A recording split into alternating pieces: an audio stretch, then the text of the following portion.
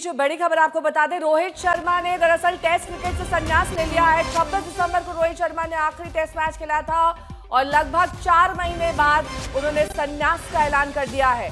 Test format में अब नहीं खेलेंगे रोहित शर्मा। लगातार आलोचनाओं का शिकार हुए और उसके बाद ये फैसला उन्होंने लिया है संन्यास लेने का। इस फॉर्मेट से, टेस्ट क्रिकेट से अब उन्होंने संन्यास ले लिया है। 67 टेस्ट मैचेस में रोहित के 12 शतक, 18 अर्धशतक है। लंबा चौड़ा रिकॉर्ड रहा है और टेस्ट में उन्होंने 4301 रन बनाए भी हैं, लेकिन इसके बावजूद अब उन्होंने संन्यास की घोषणा कर दी।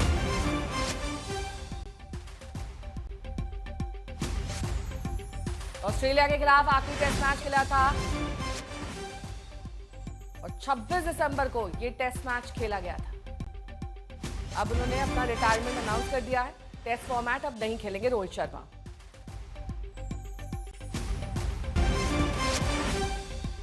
सड़सठ टेस्ट मैचेस में रोहित के 12 शतक, 18 अर्धशतक, लेकिन इसके बावजूद अब रोहित शर्मा का रिटायरमेंट का ऐलान टेस्ट क्रिकेट फॉर्मेट से।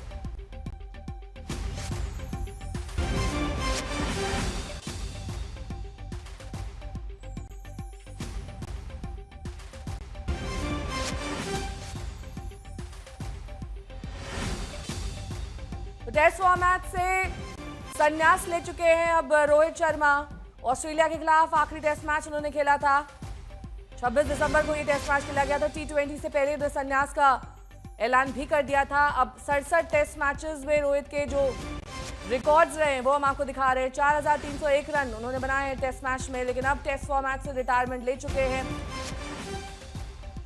लगातार उन पर यह दबाव भी था कि इस फॉर्मेट से वो रिटायर हो जाएं और शायद यही वजह है कि अब घोषणा भी औपचारिक तौर पर रोहित द्वारा कर दी गई है।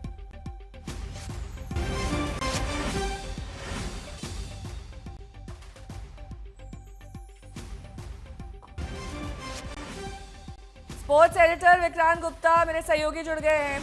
विक्रांत, अप्रत्याशित तो नहीं कहेंगे इस फैसले को, लंबे चौड़े दबाव के बाद ये फैसला, संन्यास का ऐलान, और जाहिर तौर पर जिस तरीके का उनका परफॉर्मेंस रहा ये तो होना ही था।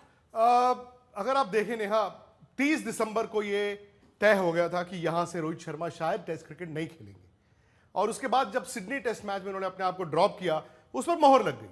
लेकिन शायद वो खेलना चाहते थे। चैंपियंस ट्रॉफी जब इंडिया जीता तो उन्होंने कहा मैं खेलना चाहता हूं और बतौर कप्तान इंग्लैंड जाना चाहता हूं।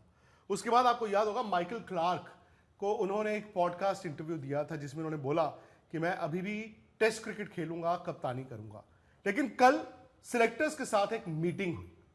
कल जो आपके 5 सिलेक्टर्स हैं, बेसिस कोच गौतम गंभीर से भी जब पूछा जाता है तो यह तय किया गया और रोहित शर्मा को यह बताया गया कि शायद हम आपके बियॉन्ड सोच रहे हैं। अब इंग्लैंड दौरे पर हम लीडरशिप में चेंज चाहते हैं टेस्ट क्रिकेट में।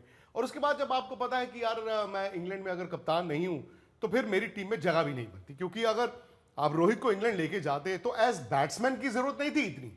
आपको जरूरत थी कि एक तजुर्बेकार कप्तान, देखो जी मुश्किल सीरीज है, नया कप्तान किसको बना दे, बिकॉज व्हाइट बॉल क्रिकेट में इंडिया का बहुत टैलेंट है, लीडरशिप की बड़ी ऑप्शंस है, टेस्ट क्रिकेट में नहीं है। तो द मोमेंट ये कल हो गया, और आपने अगर कल आईपीएल का मुकाबला देखा हो मुंबई और गुजरात का, उनके चेहरे पर ना वो हाव भाव ऐसे थे, वो दिख रहा था कि वो सैड थे। और आज उन्होंने बीसीसीआई से भी बात की, तो जब बीसीसीआई ने ये कह दिया कि हम सिलेक्टर्स के साथ जाएंगे, हम सिलेक्टर्स के साथ इंटरफेरेंस नहीं करेंगे, तो नेहा उसके बाद जैसे आपने कहा उनके पास और कोई विकल्प नहीं था। हालांकि अगर आप उनकी स्टेटमेंट देखें उसमें उन्होंने लिखा है कि मैं बड़ी इज्जत से टेस्ट क्रिकेट खेला, मैं आज संन्यास का ऐलान करता हूं, बट आखिरी लाइन है but I will keep playing in the ODIs for India. So ये एक तरह से हो सकता है, होते हैं ना जैसे कहते हैं कि आपकी बातचीत होती है तो सेटलमेंट कह लीजिए कि भाई अभी अभी मैं चैंपियंस ट्रॉफी जीत के आया हूं बतौर कप्तान।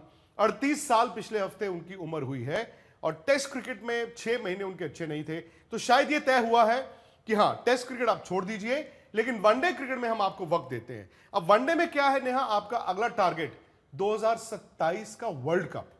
2027 का वर्ल्ड कप होना है आज से तकरीबन 2.25 साल बाद, जब उनकी उम्र 40 हो चुकी होगी। वो चाहेंगे कि वहां तक वो खेलें, लेकिन मुझे लगता है कि ये भी ना शायद वनडे क्रिकेट में 1 साल उसके बाद देखा जाएगा, और शायद 1 साल के बाद आप एक नए लीडर को भी वनडे क्रिकेट में डाल देंगे। ठीक है, बहुत बहुत शुक्रिया विक्रांत इस तमाम जानकारी के लिए।